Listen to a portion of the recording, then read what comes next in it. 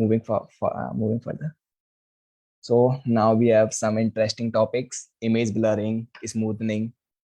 So you guys are aware of what is image blurring. Image blurring refers to making the image less clear or distinct. It is done by convolving an image with a low pass filters. So what are the advantages of the blurring? Uh, Blurring help us to remove the amount of high frequency content in an image. It is generally used for before thresholding and edge detection. So, and blurring help us by reducing the detail in an image so that we can find the object that we are interested in. By blurring, low intensity edges are removed. It helps in a smoothing of the image. We will see it through examples. So what type of blurring we have? We have 4 types of blurring: average blurring, Gaussian blurring, median, bilateral. Everyone has its own advantages. We will see. So in average blur, what we are going to do, we are using an average filter. So this is how an average kernel looks like, normalized box kernel 2x2. So how can you implement the average blur? So there's a simple function, cv.blur. You will get the image and you will give the kernel size. Here I get the kernel size of 3x3, and this is how your result look like after doing the average blur.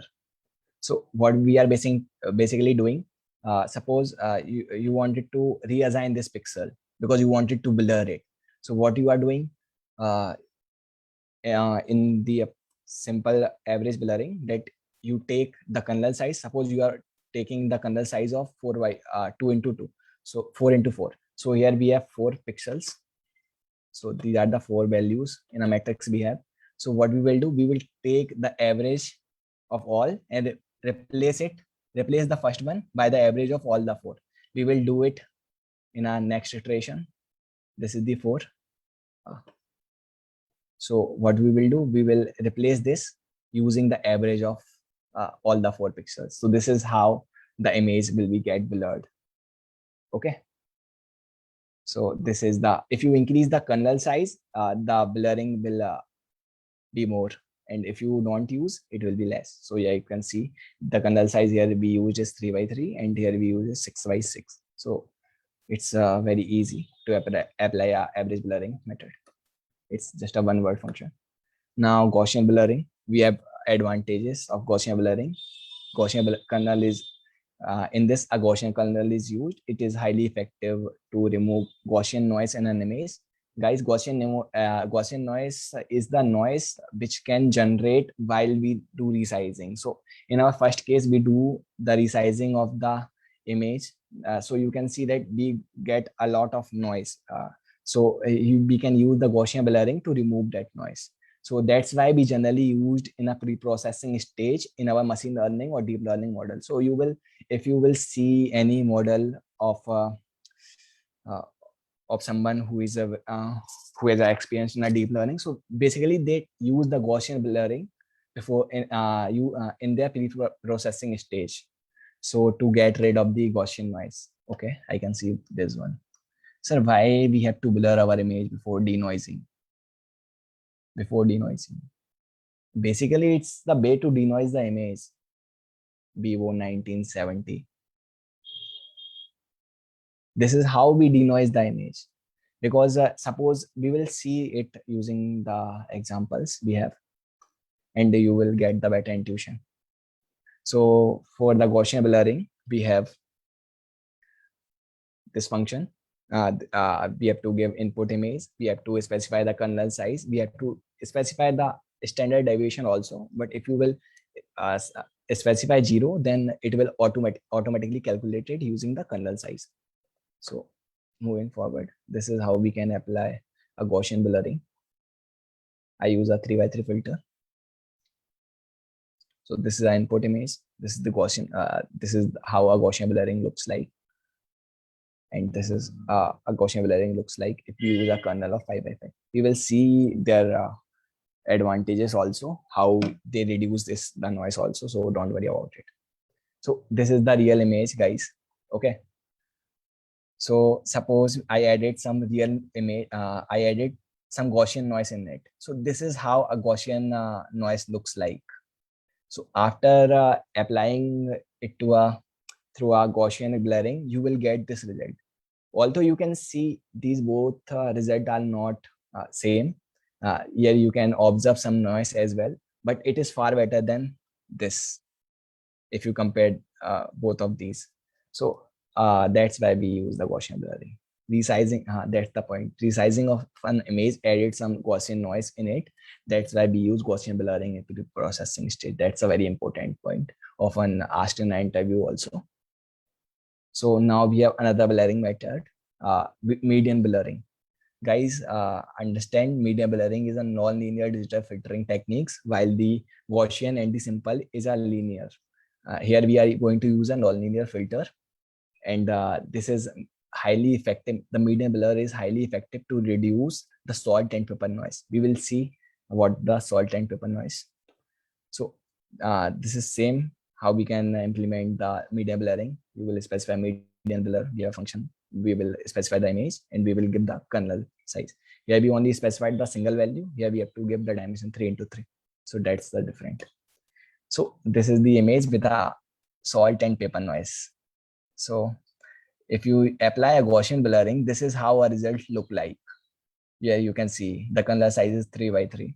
And if you apply a median blurring, this is how the image looks like. Here you can see the noise which we have in our previous in our source image. It is completely removed from the image using the median blur. So that's why we use it using. That's why we use median blur if we have a salt and pepper noise. So now I hope the one guy who asked why we have to blur our image before denoising. It's not blurring. It's basically we are denoising the image using the blurring method. Okay.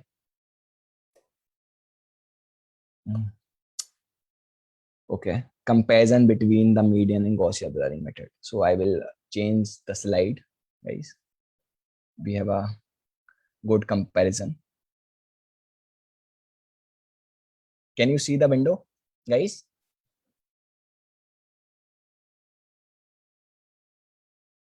Type yes if you can see the image, the Chrome window. Okay, cool. So here this is a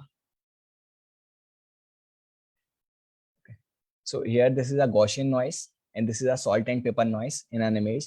We apply a mean filter here, average filter. By mean filter, we mean the average filter. Let me zoom it. So this is how you get. And if you apply a Gaussian filter, this is the result you will get. And if you apply the median filter, this is the result you will get. So in terms of Gaussian noise, here you can observe that Gaussian filter works better as compared to median and as compared to mean. And in case of salt and pepper noise, the median filtering works better. Okay. Okay, so that is all about that thing. And this is important. In Gaussian noise, a normally distributed random value is added to each pixels, guys. And on the other hand, salt and pepper noise describe a situation where random pixel get replaced by extremely dark or bright values. So that's the difference between a Gaussian noise and the salt and pepper noise.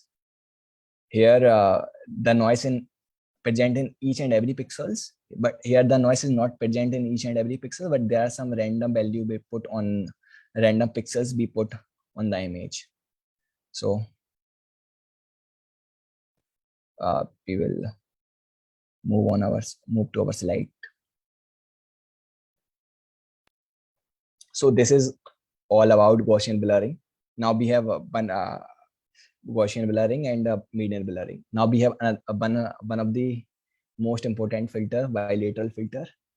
It is also non-linear, but the advantage of using it is it preserves the edge in an image. It reduces the noise, but it preserves the high frequency edge. So how you can apply it? using this simple function bilateral filter, and you need to give the input image, diameter, sigma color, sigma space, and border type. Okay, so this is how you can implement it. Bilateral blur, ing, you give the image, and here you give the diameter which you are going to use, and the sigma color and sigma spaces. So generally we use 75 into 75 for sigma value, and we can increase and decrease if you wanted to get more blurring. So this is our input image, and this is how a bilateral image looks like after applying a bilateral filtering. Here you can see the images. Here you can observe the images as well. In this image, it is not clear. We will see an example in our later stages where you can see we will use a bilateral filter to uh, to, uh, uh, to preserve the edges and array and to blur the background. Okay. Now, do you guys have any doubt on blurring? Because we are moving forward to an edge detection.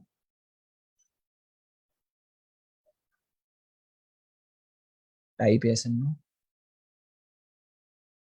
Yeah. Okay. So edge detection is basically, so whenever you are working on an object detection algorithm, face detection algorithm, so you need to focus, you need to extract the edge from the image, right?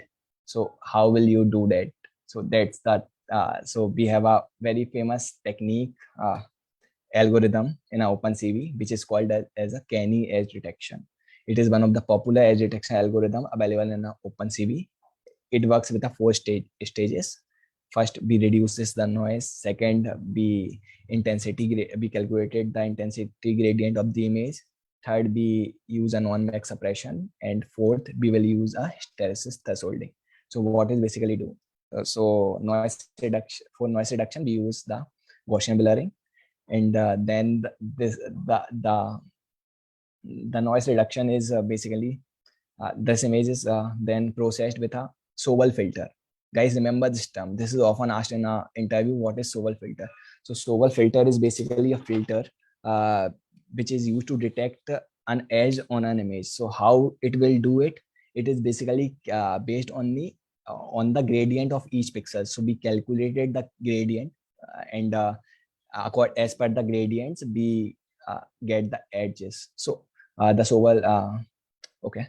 Now we will move to a non-max suppression. Non-max suppression is used to suppress the unwanted pixel which do not have contribution to edges. This is very clear from the um, definition. And now we have a hysteresis thresholding. In this stage, we will classify which are our edge, which are our non-edge by giving the threshold. Okay. So we will see. This is the function. Canny we have. And there are 4 parameters. You need to give the input image. You need sigma to determine the amount of Gaussian smoothing you want. First, you will give minimum thresholding and maximum thresholding. The higher the threshold, the cleaner are the edges. Okay, that's the point to remember. So this is how you can implement it. Basically, a one line code cv.canny. This Canny will implement all the 4 things in a single shot for you.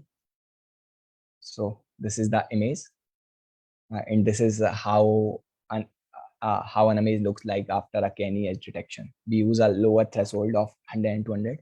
If we increase the threshold, here you can see we are if we increase the threshold, then we are easily get rid of these lower frequency edges, and it can more focus on our foreground. But it is not good, guys. You can see after applying a edge detection, Canny, the best algorithm we have in our OpenCV, but after this, the image is not looking good because there's a lot of background edges. We don't want this in our image. So what we will do? We will try to improve our Canny edge detection. So what we will use? We will use bilateral filtering. I already specified you guys that bilateral filtering is used when you want to reduces the noise, the background noise, and you wanted to preserve the edge in an image. So this is we apply a bilateral image, bilateral filter, and then we will apply a Kenny. So this is the input image, and this is the Kenny edge detection after bilateral filtering. You can see here we reduces the background noise by a lot. Simarjeet Kaur, do you have any doubt?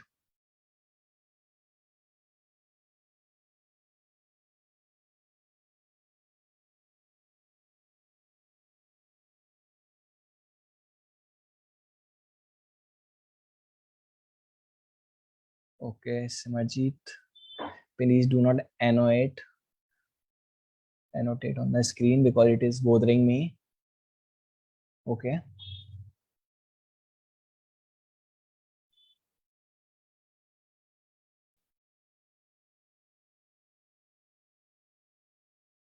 Okay, so this is the Kenny edge detection without the bilateral filtering. Here you can see this looks far better than this. Okay, so this is the effectiveness of the bilateral filtering. Now moving forward, we have a contour detection in OpenCV. Contour is simply a curve joining all the continuous point having same color or intensity.